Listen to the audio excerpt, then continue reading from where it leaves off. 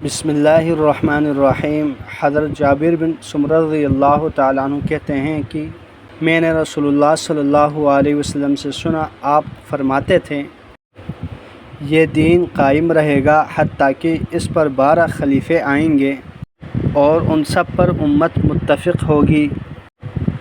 फिर मैंने रसूलुल्लाह सल्लल्लाहु अलैहि वसल्लम से कोई बात सुनी मगर मैं इसे समझ न सका, तो मैंने अपने वालिद से पूछा कि आप सल्लल्लाहु अलैहि वसल्लम ने क्या फ़रमाया है, तो उन्होंने बताया कि वो सब कुरैश में से होंगे।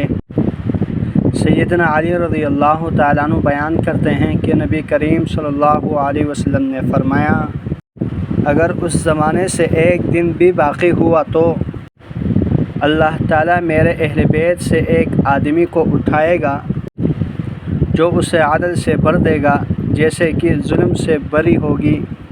अल्लाह जल्ल शानु से दुआ है कि जितने अहादीस मुबारक पढ़ी सुनी उन पर अमल करते हुए दूसरों तक पहुँचाने की तौफ़ीक़ अता फ़रमाएँ। जज़ाकुमुल्लाहु खैरन कसीरा।